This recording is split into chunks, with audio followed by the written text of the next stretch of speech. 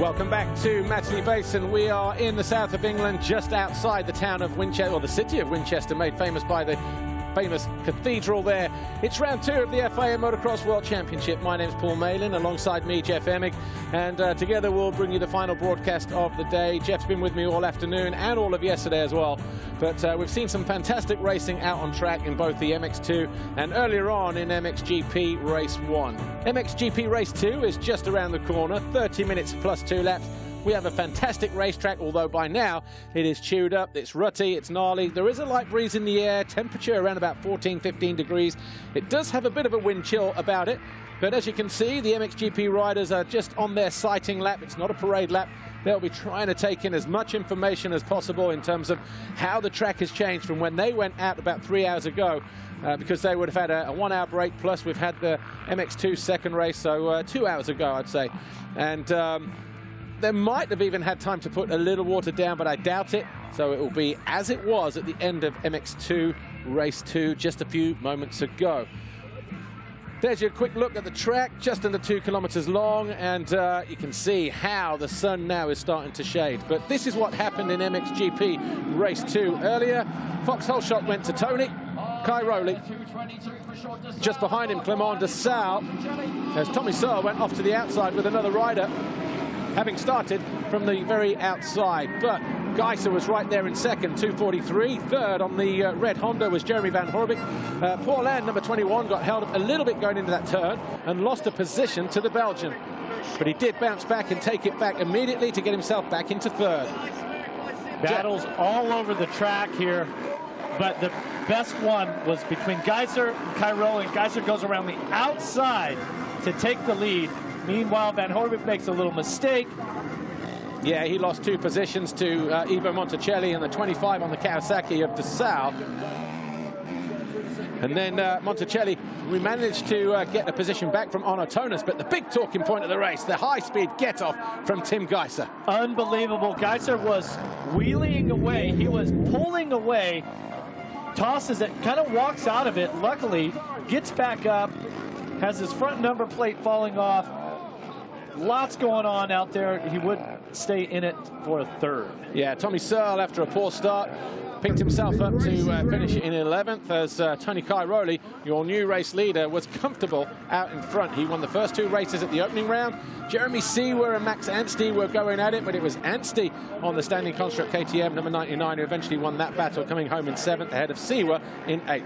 But Kaiser, a fantastic recovery. Yeah, look at that right there. You can see visors missing, front number plates hanging off, and that has to be a massive distraction. Plus, you see his tear-offs on his goggles were hanging off the left side. But Tony Cairoli, imperious again. He took the race win here. He's won 3 out of 3 motos in the first 2 rounds here, and he will be lining up confident of doing the same in race 2. Jeff and I will be calling the race live from the grid. Here's Lisa Leyland. So we are almost ready for the final race of the day. The sun is still shining, the crowds are still in form, but we have got Dean Ferris, a blast from the past actually. He was last here in 2015, but he's back. He can't get enough of us. You're a temporary fill-in, aren't you, for Roman Febvre for 3 rounds with Monster Energy, Yamaha Factory Racing. How did that come about? Well, actually, yeah, but no one wants to see anyone get hurt, so I hope Roman heals up good. But yeah, I just sent a message and said, hey, I'm free. And they're like, hey, this could be a good opportunity. And the next day I was on a plane here to Europe. So just like that. But yeah, the Monster Energy Yamaha team's been really welcoming, very easy to get along with. You know, I'm just a fill-in guy, but I'm going to try my best for sure. Well, a great opportunity for you, clearly. You know the tracks, you've been here in Europe before, but just how comfortable are you feeling with the bike? So I'm guessing you haven't had much bike time, have you? No, I just did 3 days on it before I come here, and actually I haven't ridden on a track this big since I was here at the Grand Prix, so it's massive. Taken some adjusting, but I'm getting better and better every session, and yeah, hopefully I can pull out a little bit better result by the end of today. A tough first race for you? It was slow in the beginning, but I had some pace towards the end. I was 15th, but I was right there with the group in front of me, so hopefully I can start with those guys and I'll have a better rhythm and see where we end by the end of the moto. Great to have you back, Dean. Thank you. I just want to grab a few words with Team HRC's Tim Kaiser. clearly had the pace. You've had the pace all weekend. A heart-in-mouth moment in that first race. Are you okay? Because you got back on the bike, you were still pushing, you were committed to passing, but I just want to know if you're okay, and the bike looked a bit beat up as well. Yeah, I'm feeling okay. First race, I had a good start, and then I could manage to make a quick pass to Tony, and then I make a little gap. I was already like 6 seconds ahead, and then I don't know why I pushed so hard, and then I make mistake over there and had a big one, and thankfully I could like still ride because my bike was really beat up. Like handlebar was completely like that. Also the front plate were you know, jumping all around. So yeah, glad that I finished the race, and for second one try to take a good start and be more consistent. Now, we had the first round in Argentina. You podiumed then. You're showing form all weekend. You seem like your old self. You seem confident. You seem comfortable. How are you feeling? How was your winter? Yeah, we have a great winter with the team. We train a lot. We change a lot of things on the bike, so I feel really comfortable on a new Honda. So yeah, we did all the good work. So now it's just time to show that. Okay. Best of luck in the final race. Thank you very much. Good luck, Tim. Good luck to the guys. It's time for the final race, MXGP Race 2. Yeah, Tim Kaiser there, very lucky to get away with that one in the, as you saw from the qualifying highlights. When you watched it live, I think we had it 4 times on replay, but Yeah, at least, yeah. Tim Kaiser qualified first, having won the qualifying race yesterday, and Tony Cairoli, Jeremy Van Horbeke. This is the order they go to the line based on their Saturday qualifying results. But it was interesting to hear what he said there a moment ago, Jeff, because in terms of us trying to figure out where the mistake came from, we did say that it was maybe pushing too hard.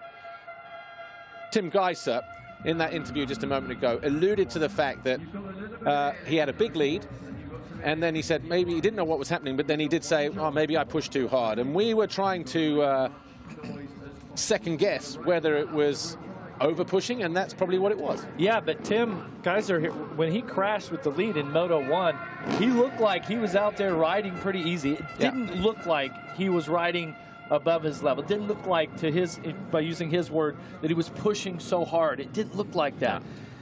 Tony Cairoli, on the other hand, just played it safe, just kind of backed it down a little bit. He mentioned that in Moto 1, his forearms got a little tight, got a little bit of arm pump. He backed it down. And then Lady Luck went his way. Ended up taking advantage of Kaiser going down. Come on to South here. Win. Yeah, come on to South here, the Monster Energy Kawasaki rider. Lucky to get up from a qualifying race crash yesterday at the bottom of the hill in turn 3. But he managed to respond and rebound. Finished 4th in race 1, so he has a shot at getting on the podium. That was Jeremy Seewer, the Monster Energy Yamaha rider. Here's your former world champion from MX2 in 2017, Paul Jonas. He's had the winter off because of knee surgery, but this is his second race really this year. And Paul Jonas came home in 14th place in race 1, so he'll be looking just to be solid and pick up more points. The first GP, he was, what, 10th overall with the 9th and the 12th, so Gauthier Paulin. Yeah, the French rider here had a fantastic race. In Moto 1, he was 2nd. If he can execute a good start on that Yamaha, he's got a chance of winning the overall here today. Yeah, Jeremy Van Horbeke caught a few people by surprise at the opening round when he got 3rd overall, but came home 5th in race 1, and the Belgian is looking at possibly climbing on the podium again. But Tony Cairoli, Tim Kaiser, all the guys, it's not easy here. The Fly Racing 15-second board goes up for the final time this weekend. It's the FIM Motocross World Championship, the MXGP of Great Britain, here at the infamous circuit of Matchley Basin, just outside of Winchester. My name's Paul Malin, Jeff Emig alongside me. We are getting ready for race 2. 30 minutes plus 2 laps. The board has turned to 5. Who will it be that takes the second foxhole shot? It was Tony Cairoli in race 1. 1 or 2 itchy fingers there in the initial jump stage there, but looking at Tommy Searle getting pushed around the outside and off the track again, just like he did in race 1, but it was difficult. Was that Cairoli who grabbed the foxhole shot? Yeah, and Kaiser did not get out of the gate good. He was on the inside through the first turn and finds himself in second. DeSalle down again. Wow, that's the exact replay of what happened yesterday in the qualifying race. Yeah, oh, hello. Take a shortcut up the route. Race direction will be hot and all over that. But Cairoli leading just like he did in race 1. Kaiser right with him, just like he was in race 1, and strikes early. Well, and that looked like the Cairoli gave him a little room there when they landed off of that tabletop. And Tony Cairoli actually said he did have arm pump problems in race 1, but when you're following somebody, Jeff, it's sometimes easier to follow than it is to lead and push the pace out like Kaiser is trying to do now. And then we have Gautier Paulin. So our top 3 in Moto 1 shuffled around a little bit, but it's still the same top 3 that have stepped up. Massive quad jump here right in front of the fans in Matterley Basin. Arminas Jasikonis, Rockstar Energy Husqvarna. He's only ever had 1 podium in his life, and that was in Portugal a couple of years ago. Here he is in 4th place for his new team, and the watchful eye of Antti Pyränen. But I tell you what, Jeremy Seewer got into him a little bit hot there in that left-hander just before the wave section in that 5th place. Paul Jonas, so a great start for the 2 Huskies actually, 4th and 6th. Tixier 7, Simpson 8, Koldenoff 9, Van Horbik 10. Monticelli is in 11th place ahead of Bernardini, Brian Bogus, Arnotonis. Harry Kulas is 14, Jake Millward is 16, Boutron 17, Anton Gold, Tenole, Alessandro Lupino, Tommy Searle in 22nd. DeSalle picks himself up in 30th place. Oh, Anstey down as well, probably in that first turn, third turn melee. And Dean Ferris right at the back. He's yet to cross the line at this first split. Taking a look at some of the riders back through the field right there. Tano Leok, number 7. So that's going to put him about 18th. So that's the group. And then we come back to your leaders. Yeah, Tano Leok in his 19th professional season. 19th professional season. It's unreal. And, I mean, you can add up the numbers. You can't ride professional motocross or world championship until you're 16 years of age, right? Exactly. Yeah. And he's done 18 straight Motocross of Nations events. No doubt he'll line up for Estonia again and Holland at the end of the year. Wow. Ironman award right there, and still out there getting it done. Meanwhile, getting it done, the 2:43, Tim Kaiser. Now, he was just quicker by a couple seconds that lap. You can see starting to pull a little gap there on Tony Cairoli, but he crashed right through this section. Look how fast that section is. I showed you the highlight earlier, or low light as I like to call it, because it wasn't good. Exciting, and he is very, very fortunate that when he got sideways and got thrown off of that Honda, not just that he was able to walk out of it, which he did, and he did the splits and kind of pops up and then gets back on the bike and finishes in 3rd. But you wonder if he looks like he's pushing at a pretty hard pace right now to pull this lead.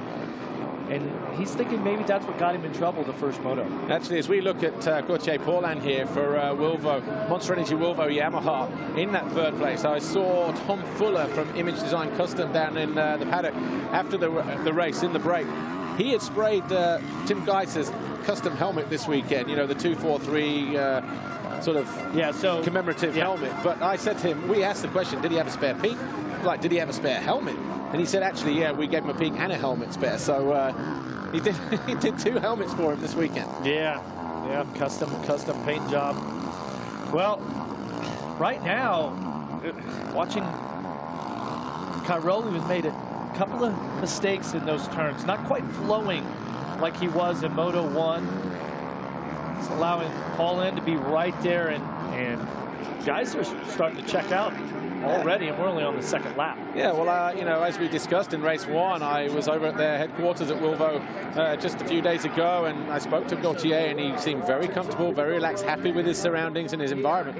And, you know, he's looking forward to being on the bike and racing this year. But what I was going to say about a lap ago, look at the length of the shadows now. We are getting into, what is it, 4:14 in the afternoon, 4:15 here in England. The light is starting to drop, the sun disappearing over to the rider's left. When they come down the first hill at the other end of pit lane in a moment, look how that shadow and that light casts shadows over all those holes. It gives you a real perspective as to how rough this circuit is. So when we follow Tim in a moment at the bottom of this hill, you watch this. Did you have a problem with shadows like this, riding in this time of day? It's like riding in winter, isn't it? Yeah. Because it's light, it's dark, especially when the ruts are really deep. And if it's a new line that you hadn't taken before, you don't really know if it's a little bit shadowed and you can't really see if it's got some big holes in it or if it's nice and smooth under there. Yeah. Well, Tony Cairoli, we were talking about him as well in race 1. You don't win 9 titles out of luck. You don't win it without being smart and clever. And he knows as well that with Kaiser in 3rd in race 1 and winning potentially the 2nd race, Cairoli's still going to pick up the overall 47 points to 45. He just needs to watch the threat of Gauthier Paulin behind him in 3rd position in terms of the overall victory. Here's Jeremy Van Horbik coming toward us on the Honda SR Motor Blues machine, number 89, closely followed by the 2nd guy in red on the RFX KTM powered by PAR Home. Sean Simpson from Scotland, home round for him in terms of it's a British Grand Prix. And Simpson is, well, he was 7th, but he's just been passed by Van Horbik. So looking to reassert himself, find his way past the Belgian if he can. Simpson was 16th in race 1. He was 9th, but made a mistake on the final lap. So a costly result for the Scot. Just behind him, Arno Tonis, the 2nd of the Monster Energy Wilbo Yamahas. Teammate to Gauthier Paulin. There he is in black, just behind the guy in red here. Sean Simpson, number 24. But it's Kaiser who leads 4 seconds at the end of that first official lap with the fastest lap of the race, a 2:24.4 from Cairoli. Paulin, Jasikonis, Siwa, Jonas, Simpson. Now, as we said, being passed by Van Horbik, the lead rider in red there. Tonis 9 and Jordi Tixier 10. Former world champion, MX2, 2014 actually. Here we go, back to the rider in 2nd. Red plate holder, 2:22. Let's see as he comes across the line. Last time around, he was at 2:26.5. 2:25.4, so stepped it up. So with just under 23 minutes plus 2 to go, Kaiser, Cairoli, Paulin, Jasikonis and Siwa, your top 5 in MXGP race 2.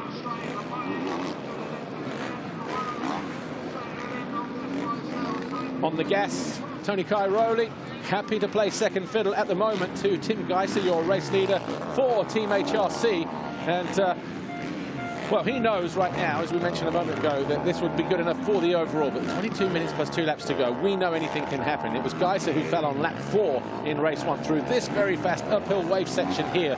And that could have cost him not only a position in the race in race 1, but it might have cost him a double race win in the Grand Prix. Yeah. Cairoli's a smart rider, though. I mean, he's won 86 Grand Prix overall in his career. And what's interesting is just a few laps ago, it looked like he was having a little bit of trouble finding his rhythm. Now it seems that he has. It's about 5 seconds off the lead, but more importantly is that Gauthier Paulin, who's in 3rd, is falling off the pace by about another 4 to 5 seconds. So that's going to allow him a little bit of breathing room, if you will, so he doesn't have to worry about Paulin that's in 3rd. He can focus on the leader, focus on finding his own groove, his own lines on the track, and you never know. He may make another run at winning this 2nd moto if he can regroup and get himself comfortable and find some better lines on the track. Because, I mean, let's face it, Paul, this track it's deteriorated. It's definitely challenging. It's both Kaiser and Cairoli, it's their favorite track on the circuit, but at this time of day, it's not easy. No, it's not anybody's favorite track this time of day. And but you know what? Think of the physical capabilities of motocross. We say it's the best because sport in the world, because it's what we've done and it's where we still operate within the paddock. But, you know, for the viewer at home who just watch, these guys make it look so easy. They've got no idea, if you've never raced a motorcycle, how physically demanding it is. It is probably the sport where you have the fittest athletes in the world. You have such a cross reference in terms of your all-time fitness. Yeah, I totally would agree. And 20 minutes to go. Here's Tony Cairoli. Is he getting that gap down? Well, by about a 10th. He sets his fastest lap of the race, Tony Cairoli. And he's getting the board just to say you're only 6 seconds down. Is this where Cairoli starts to turn it up? Well, this part of the race, we've got 20 minutes plus a couple laps left to go here. The race is on, not just for this moto win, but for the overall. Cairoli has a right now has a shot at winning his 87th career overall here in Grand Prix motocross competition. And this is the point of the day where the track is changing. It's rough, it's bumpy, it's getting rutted. And what I think makes motocross one of the hardest sports in the world is that let's compare it to football, right? Yeah. You know, American soccer, or even, you know, NFL, baseball, cricket. The playing field doesn't, I mean, it'll change a little bit, okay? But it doesn't change in, this course started out completely flat and smooth on Saturday morning as well. Right? Great. And so percentage-wise, the amount that it changes throughout the game, or the race, if you will, is second to none. I mean, Formula One racing, okay, maybe the sun comes out, it gets hotter, and the track gets a little bit warmer, and so the setup has to change. But that's not anything compared to what happens in a Grand Prix motocross event like this. No, well, I mean, the easiest analogy is MotoGP or Formula One or any car race, you know, tarmac sport, where circuit conditions stay the same. Yeah, sure. But here is number 41, Paul Jonas, coming under pressure from Jeremy Van Horbeke. Before that, we saw a flash of number 4, Arno Tonas. He just found his way past Sean Simpson, and Van Horbeke just flexing his muscles and just brushing aside the MX2 world champ from 2 years ago and MXGP newcomer this year, Paul Jonas, who clearly needs a bit more time on the bike. But you know what? Every time you make a start and you're up there with the big hitters, riding a few laps at their pace, just gives you that extra impetus, doesn't it, Jeff? Yeah, yeah. And as we saw that pass, we've seen all that roost flying up. There's no other sport in the world that has the field or the course that flies up in your face, and you have to deal with that, right? I mean, is there anything that you can compare that to? Right, here is the pass. Jeremy Van Horbeke around Paul Jonas, gets good distance over here, goes straight on at the end of the straight look just to make sure. He was totally committed right there. He was not backing off. We were going to have a collision. If Jonas hadn't backed off, it would have been another highlight. Yeah. Well, here's Jeremy Van Horbeke. He is now up into 6th place, but Tony Cairoli just sets the fastest lap of the race, 2:23.9 compared to a 24.2. Not much, but the gap is now less than 5 seconds. It's 4.5. Has Cairoli decided, you know what, let's hit second gear and go after Kaiser on that HRC Honda, because this is, again, riding smart. You go too hard too soon, that's when you run the risk of getting arm pump, you know, when you're not fully warm. And a one-lap sighting lap doesn't really do that to you. But Tim Kaiser clearly getting his head down because he knows how much of a threat Tony Cairoli is, even at 34 years old, you know, the teenage Sicilian here. He never seems to age. Yeah. As we said, he's like he's still 25. Track, he doesn't, I mean, it's like, wait, he's 34? Yeah. Yeah, it doesn't make sense. He's still rides at such a high level. His commitment, his work ethic, his mental strength and belief in himself. Also, you know, riding at a pace and riding in a way that he makes very little mistakes. He hasn't been injured very much at all in his career, and I really believe that there's a little bit of luck involved, obviously, but the biggest part of that is the thought process of the actual athlete. And so he's been fantastic. Certainly one of the best ever.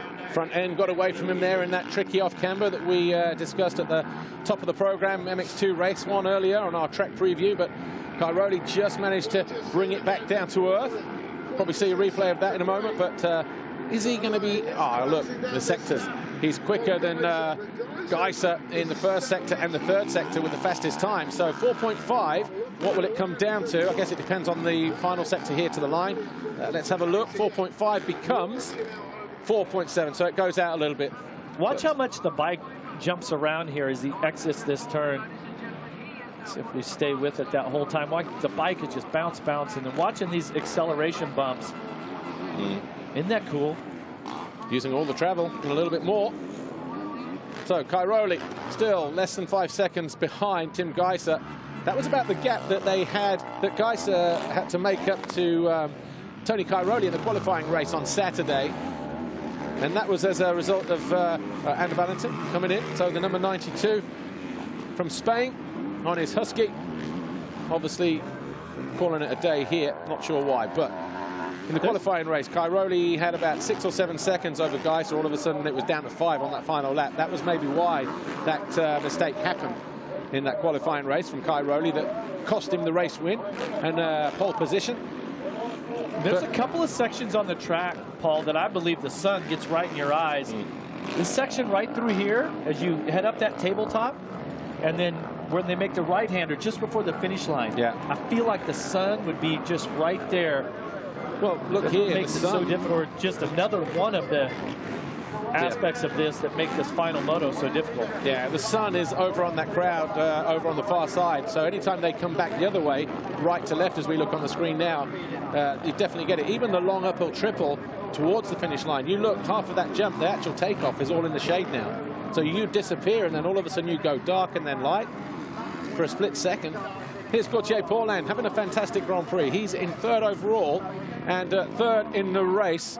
And so for the Frenchman, for Monster Energy, Volvo Yamaha, couldn't have asked for more really this weekend. And you know, you brand new team, brand new bike, and you get a podium in your 2nd Grand Prix, sets you up for the rest of the season. But 13.5 minutes to go. It's Kaiser, Cairoli, Paulin, Jacikonis, and Siwa. Tim Kaiser set the fastest lap a moment ago, 2:23.6. Tony Cairoli set his fastest lap 2/10 slower, and that gap still, you know, hovering around about 4.7, although the leaders are back with us now.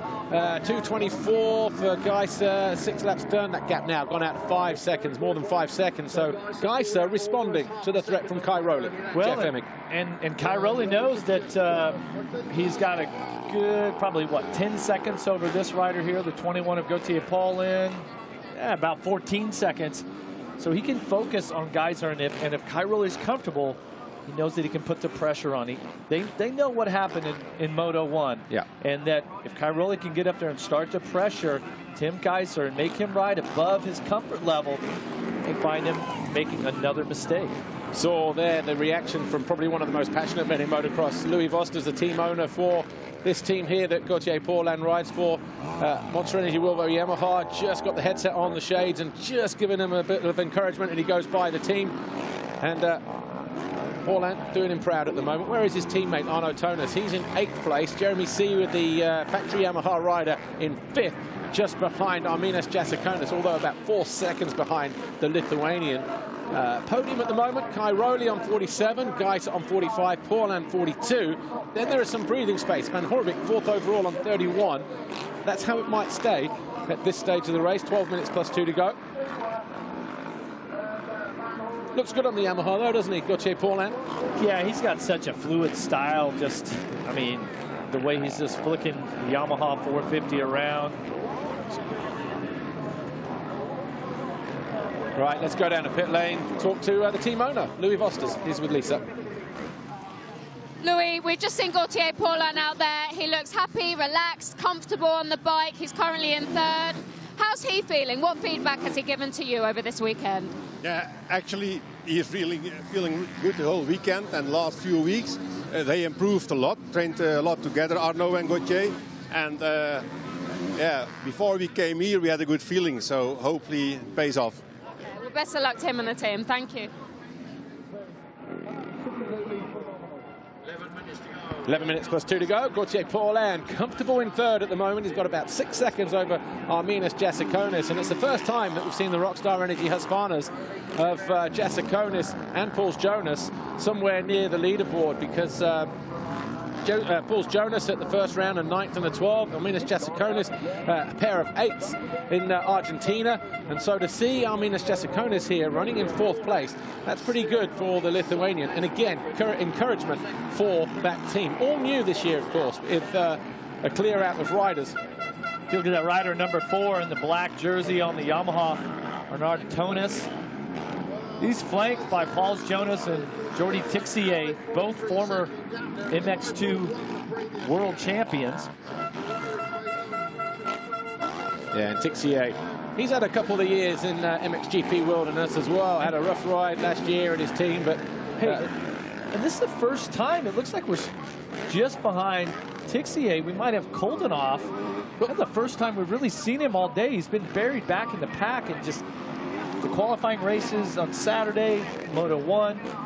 Look how dry the dirt is now through that first turn, just starting to loosen up. They're going to be riding on marbles in the next 10 minutes in some of the places on this track with the dirt drying out and moving around all over the place. But there's Glenn Koldenoff on the standing construct KTM, and he's got DeSalle, Monster Energy Kawasaki with him. But Glenn Koldenoff, of course, a double moto winner at the Motocross of Nations last year in Redbud, made it look very, very easy. Even his teammate. Impressive. Yeah, it was one of the best Motocross of Nations performances, like single rider performances that I've ever witnessed. Worked his way. Koldenoff is up to 10th now, and DeSalle, like you mentioned, there he's at the top of your screen. Well, got another shot, but DeSalle down on the first lap. Finds himself in 11th right now. Yeah, this is good for Jasikonis as well. There he is, the number 27, Lithuanian. Finished 13th in 2017 in the World Championship.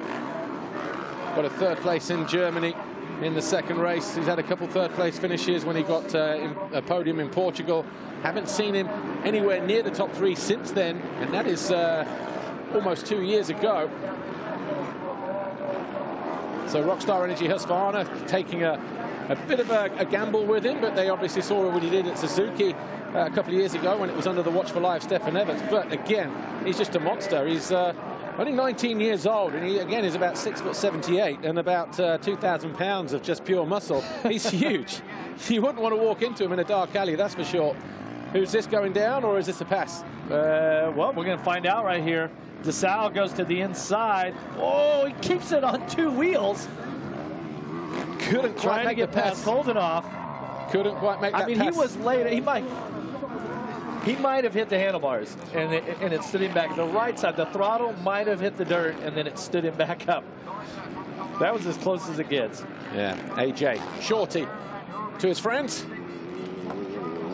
Charging down into turn 1. He's still around about 5 or 6 seconds down on Paul Ann, which is pretty impressive.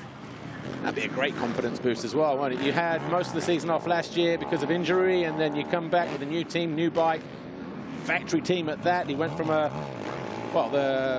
it Honda Red Motor, Asa Motor last year, I think it was, but private team basically to a factory team once again. This is where Kaiser fell. Look at the ruts as you head up through the valley there in that first race. Yeah. And I think they fixed that before the second MX2 race, so not as near as daunting as it was in race 1, but the light now starting to drop. Here is DeSalle. He has found his way past Koldenoff. So the standing construct KTM rider Koldenoff now drops to 9th place as he has to yield to the Monster Energy Kawasaki at the top end of the circuit. Just that image there shows you how far from top to bottom and through the valley the riders travel. Great job from our camera crew here this weekend. Well, the talent's in the truck, right? Well, you know, camera guys. Yeah. And women. All right, there's DeSalle rounding out the turn, dropping downhill.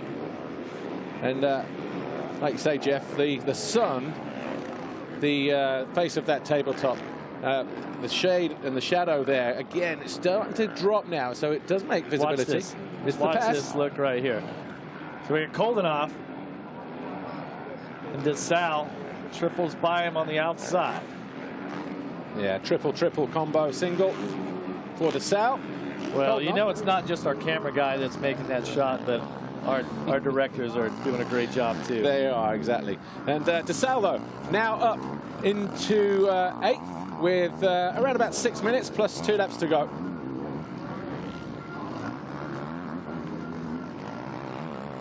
This is where he made a mistake a lap ago, where he tried to bury it down the inside of Glenn Koldenoff, Jeff, and see now why it's so difficult, that corner, because it's just wow, it's gnarly ads, isn't it? Off-cambered, rutted. I mean, Paul, we've both been retired for a number of years, right?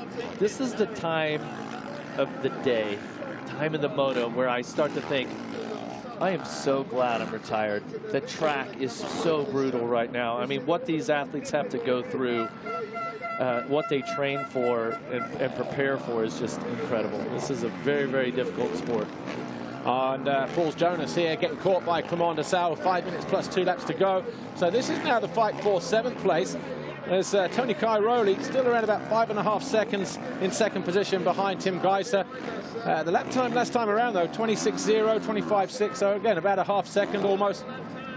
It's kind of been right there between 4 and 6 seconds for a long time now. He looked across there as well to see exactly where Kaiser was. So are we about to see a late charge from Tony Cairoli? I know it's late in the day, but how many times over the years, Jeff Emig, have we seen Cairoli putting those fast laps on the final laps? Yeah, and it's about, what, probably 4 laps, would you say? We got 4.5 minutes plus 2 lap times. Yeah, it's gonna be about that. Race 1 was 14 laps, so 14, and we're on lap 9 right now. We're on lap 10 now, so yeah, probably another 4 to go. Again, looking up to see where he is. He's got a plan. Well, and if you're feeling it, then you go for it. You know, you never know what the next race and the next motos throughout the summertime, throughout the season hold for you, and if you got to take advantage of it while you're up here. Paul Jonas then getting caught finally by Clement de Sal. Is going to take a move around the outside. Easy pass for the Belgian in the end then, and he goes quad over the big jump as well. So de Sal, after that poor start, he crashed in turn 3, remember, on the very first lap at the bottom of the hill, and I think he was down there with his teammate as well, Lieber. If that's the case, then he's only back to 22nd, so it's been a good ride through the field for the Belgian. Clement de Sal a little bit high on the front end, had to give more than a footful of back brake there just to get it back down again, but 3.5 minutes plus 2 to go. Clement de Sal, watch this, that was at the bottom of the hill on the first lap. Yeah, he cleaned his teammate out and took Anstey with him. Just catching the replay there of Clement de Sal falling on the first lap at the bottom of the hill on turn 3, right at the start of the moto. Him and his teammate and Max Anstey all got into each other, and de Sal here from Monster Energy Kawasaki now up into 7th place. He's had a couple of races like that, Jeff. Qualifying yesterday where it was a harder fall, 20 minutes plus 2, got back to 14th, and here he is now again inside the top 10. Little less than 3 minutes plus 2 laps. De Sal, after being down on the first lap, is now up to 7th, and he's about 11 seconds behind 6th. Jeremy Van Horbeke, 11 seconds, so you wonder, de Sal's putting on a charge. Can he catch him? When you look at the lap times between the two, de Sal's only a second or so quicker. It depends on, I mean, okay, Clement de Sal, he knows he has to fight for every point. He'll believe that he is a championship contender in 2019. Jeremy Van Horbeke riding a private satellite Honda with Honda SR Moto Blues, basically a bike dealership in France. And if he doesn't see de Sal as a threat, it might just be that he just backs off a few laps from home, just wanting to bring it home and get those points in the bag. But it could be a dangerous game to play. Once you switch off, it's difficult to switch back on when you're being caught. Certainly is. The rider of the day, though, your Moto 1 winner, Tony Cairoli, right here is your points leader. Just a click off here. He's in the beginning of the race. This man, Tim Kaiser, out of Slovenia, just really poured it on and got himself about a 6-second lead. It's been there most of the race. And the impressive thing with that is after he hit the ground so hard, probably at, 30-40 miles an hour or something like that, up through that uphill wave section. It was 4th gear on a 450, so... Yeah, look at the light. He's struggling with the light there in that bottom corner. Top corner by the finish line. 1:11 on the clock, plus 2. Guys are in control. You said that in the first race, though, Jeff. Yeah, this was a very similar moto and race that Kaiser had going in Moto 1 and then throws it away. But I have a feeling he's going to keep it a little more focused here for this second one. Look at the track, though. You see now the light emphasizing those edges on some of those jumps and takeoff. Paul Jonas now coming under attack in 8th place from Glenn Koldenoff on the standing construct KTM. He has had the whole of the winter off. He had a big crash at Lommel in a winter training session where he had vertebra and back injuries and a wrist injury. Kept him off the bike again until about 2 or 3 weeks before the first GP. Wasn't ideal for somebody who had gone 1-1 at the Motocross of Nations, coming in thinking I'm a top 3, top 5, probably even win the World Championship, if all, you know. And but here he is, getting back on his feet and going after Paul Jonas, looking at getting inside the top 8 here in MXGP Race 2. where was he? 12th in race 1. So it's going to be good enough for 8th overall this weekend for the Dutchman. So it's 3 laps to go, Jeff. There it is. Countdown clocks to 0. The next time your leader comes around, it gets a 2-lap board.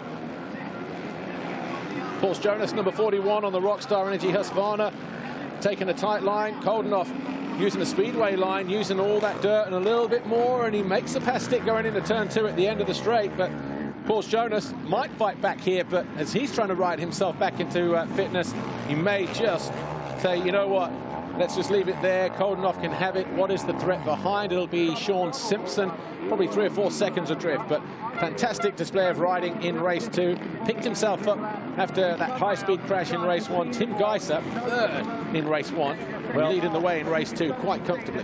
Yeah, but now the lead is only 4.6 seconds. Last time around, Cairoli was about 1.5 seconds quicker. There he is at the top of your screen. You see that yellow helmet. Ooh, I tell you what. He's closed it up a little bit. He may have just left his charge too late. Look, that's the gap there. 4.6. Geiser may be struggling with light visibility over on this side of the circuit. 2-lap board goes out now. 2:24.8. Cairoli crosses the line at 2:24.0. Put 3.9 now, the gap. Geiser will look across to his right as he comes down the start straight. Yeah, he sees that Cairoli is closing. Has he put himself under pressure here in the final couple of laps, Jeff? Well, or has he got it under control? Yeah, and this is what world champions do. Either if you're up front, you're able to withstand the pressure. If you're the guy chasing, you have that ability to apply the pressure. Both of these riders are former world champions in both classifications that we have. And here they are at the end of this day, into this long weekend, gnarly, rough, rutted track. And they're putting it all on the line and turning some of their best laps. I mean, Geiser was at 2:24.8, which is only about 1 second off of his best lap that they both had their fastest lap on lap 5. Here we are on lap 12, and they're really, really close to that. And the track is way, way more tore up and more difficult than what it was. Cairoli is pushing hard. There's Geiser. You'll see Cairoli in the background. Look, that gap is coming down ever so slightly. He may have just left his charge too late, but that's the wily fox in Tony Cairoli, isn't it? The experience over youth. But Geiser is going to have to step it up. Look at the crowd. The crowd's getting into it. The final race of the weekend here for the MXGP. This is where Cairoli fell in the qualifying race on the final lap yesterday. Oh, look at him just throwing the Red Bull KTM into that turn. Yeah, double, triple. Gets him through there nicely and hanging off the back, asking way too much at the back wheel, but the fans sense something here. It might be it's going to be on the line, and remember, the beam is about 20 feet before the base of the jump, just to the right of the final monster board. Well, and when you're the rider in front, when you're Geiser, you know, you can hear the crowd starting to get into it. You can feel that the rider behind you is catching you. You can tell by the excitement of the crowd. This is going to be the fastest lap of the race, isn't it? For no, it won't be, because no purple sectors. But Tony Cairoli is definitely dug deep here. He's taken the challenge to the number 243, Tim Geiser. We're going into the final lap, folks. And Geiser lead goes from 3.9 to next to nothing, 1.9. Fastest lap of the race, 2:23.3. And there is Cairoli's gap to Geiser. Geiser is now on the ropes. He has to dig deep. He has to give it everything here if he wants to take his first race win since the final round of 2017 in France. Paul, the points leader, Cairoli, was about 2 seconds a lap quicker that last time around. Look at his line choice. Reeled him in. Down the bottom of the hill here. Nice and smooth. Little things like that making all the difference. Geiser has to hang on here. He has to. Well, that would be... Well, for Geiser, if he can win this moto, that will be a big mental victory for him. Right now, the way that Cairoli is riding this moto, I mean, this has been nothing but an outstanding day for the KTM rider. Geiser has responded. He's already set the fastest sector 1 of the race, 39.9. Cairoli 40.4 on the last lap. So heading downhill, we will hit the second sector any moment now. Has he upped his game enough to keep Cairoli at bay? Yes or no? We'll soon find out. There's Geiser The gap is next to nothing. 1.9 in motocross terms, a 33.5 at sector 2 for Kaiser. Cairoli a 30. Come on, when he hits there. A little bit slow to respond on the screen, but you can see the gap is nothing. Right, that is the gap. Double, triple for Kaiser as well. I think he's done enough to hold on. We've got a couple of tricky sections on the track, though. As you can see, it's well chewed up. Two drastically different lines there. Tim Kaiser has totally responded when he needed to. One to go for the moto win. It's going to put him second overall. He's pushing. He's pushing. He's just going to run out of time, Jeff. Look at him on the gas, railing that corner. He's looking at a last corner surge here. The 34-year-old Sicilian, he has got Kaiser right there. He's tasting his roost off the rear wheel of that Honda. Uphill for the final time. Wow, what an effort by both riders. This is just incredible moto. He's just going to run out of time. He knows that as well. Good effort from Cairoli, but the gap coming down from 1.9 seconds. Cairoli lets him away, doesn't let him have it. Kaiser earned every lap of that, but it was 1.7 in the end, and Tim Kaiser takes a race win since the since the final round in France in 2017 at Villars-sous-Écot, and you know what, that will be a huge relief for him. Massive facial injuries last year at a pre-season international, never even got him off the ground this year, and obviously Jeffrey Hurling's winning all the races, almost all the races of the championship, and no one got a look in then, but he comes home with Honda's first race win. And that put him on the podium, second overall for Tim Kaiser, his first podium. Well, okay, so he was second overall in Imola last year. But where is third place Gauthier Paulin? Here he is, just coming through now. Gone. And that will be your top three this weekend. Cairoli, Kaiser, and Paulin. Paulin backing it off, 54 seconds down on the leaders at the end. But he'll be pleased with his day's work. Here's your champ, or your overall winner, I should say. Tony Cairoli, congratulations. Second overall victory on one of your favourite tracks. You really put in that hard charge towards the end, but you just ran out of time. Yeah, I've been suffering all the week with some shoulder problems, and as my teammate, so get well soon, Jorge. I couldn't really push in the beginning of both races. I had immediately something on my neck, and I couldn't really hold my right arm, and immediately arm pump, so I couldn't really push in the beginning. And the last 3 laps, I was feeling a little bit better, and I tried to catch him back, but yeah, it's a tricky track, so it's easy to crash. I see him first moto on a big crash, so I was really carefully, but okay, we got overall, so we are happy for the race. Great job, thank you.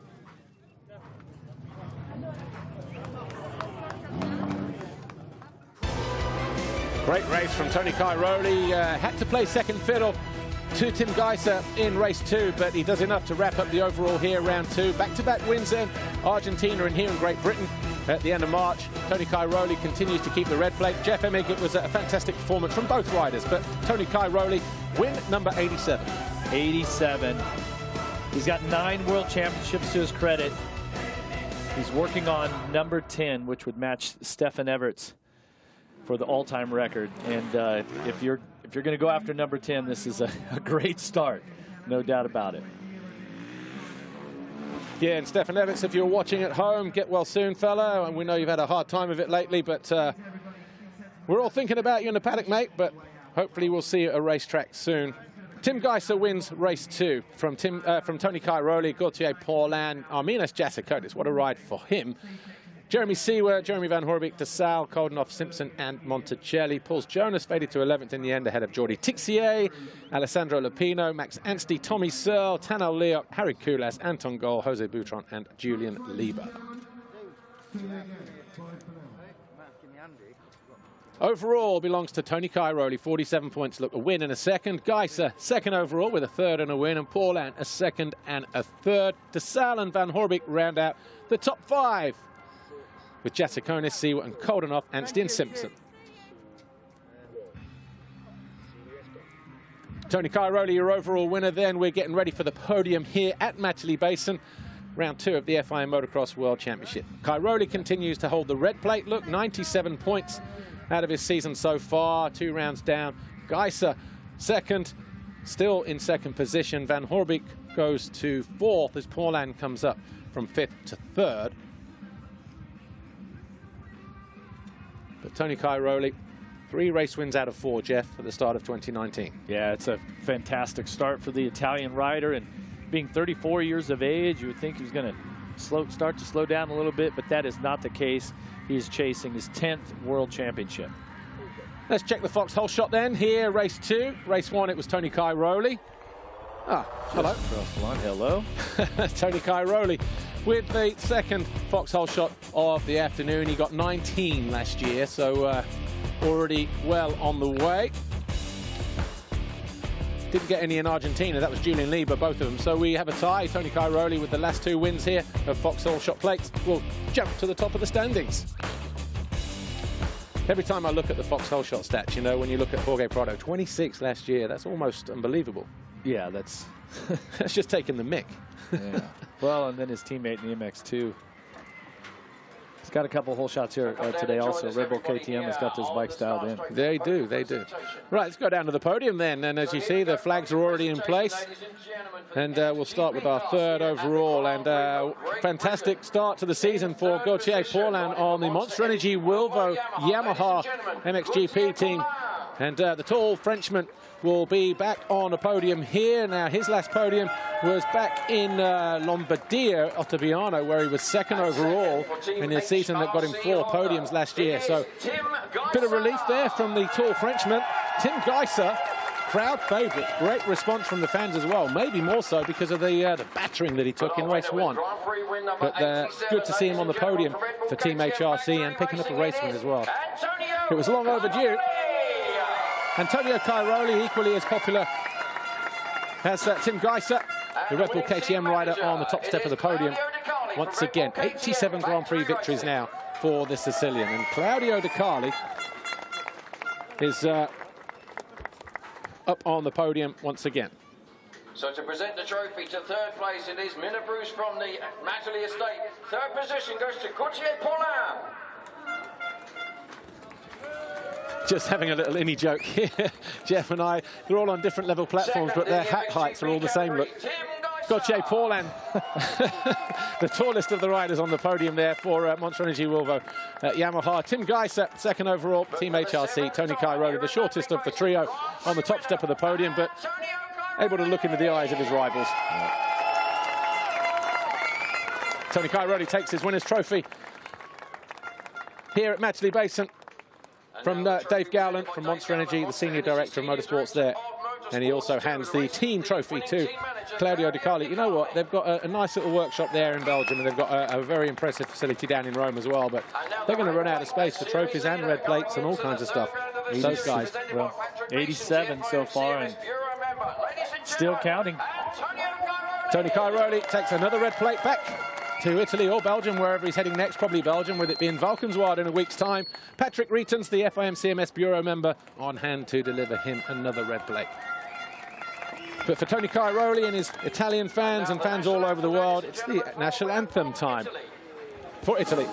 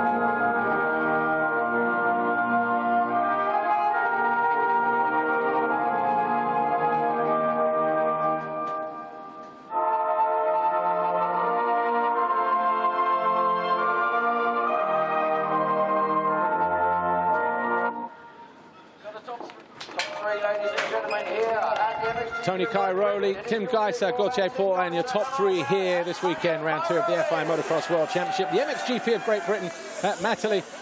We'll talk to the top three in a moment, starting with Tony, but join us after we've seen the best moments. We'll talk to all three of them with Lisa.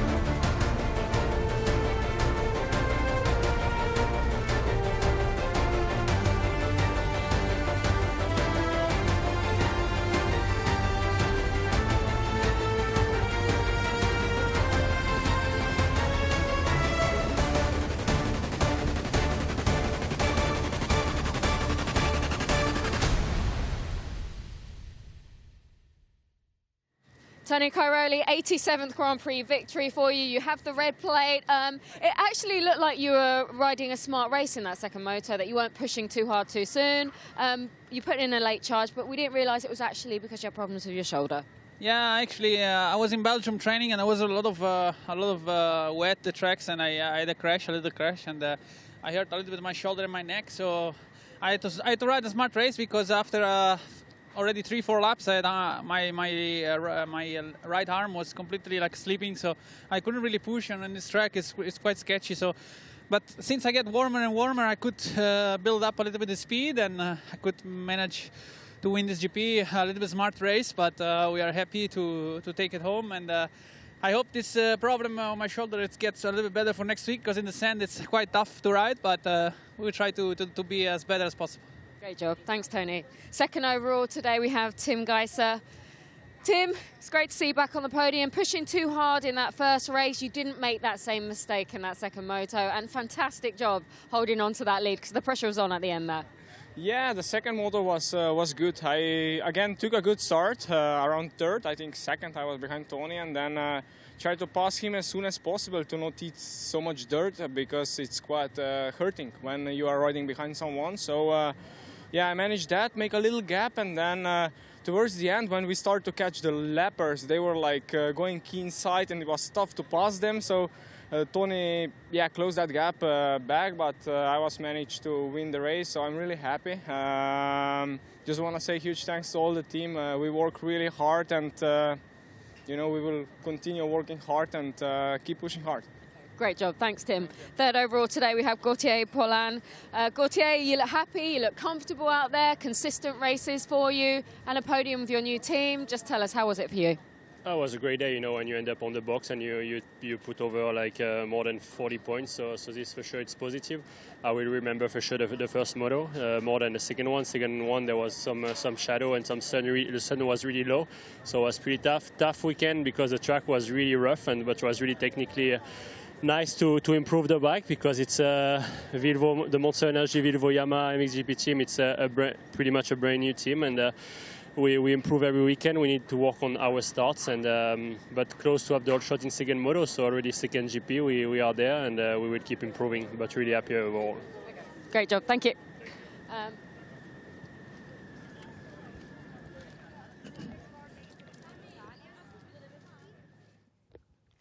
Gauthier Paulin, your third overall rider here this weekend on the Monster Energy Vilvo Yamaha. His first podium with his new team. He looked impressive, but he alluded to the things that we talked about, Jeff. A rough track and low light, making the conditions pretty difficult towards the end of race 2.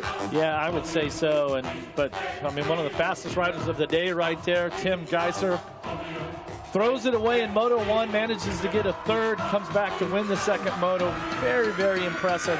He has some outstanding speed, and he's going to be a title contender this year. Yeah, and the guy is made of rubber. Tony Cairoli, though, we hope that whatever shoulder problems, neck problems that he has after his small crash in Belgium during the week, don't hamper him too much. He got the job done here this weekend, but we will move to Holland at Valkenswaard in a week's time. We're 3 in a row we will head to Italy the week after that as well. But Jeff Emig, thanks for joining us here this weekend. Always a pleasure. And my name's Paul Malin. Thank you for watching. We will see you next week at the MXGP of the Netherlands in Valkenswaard. Bye for now.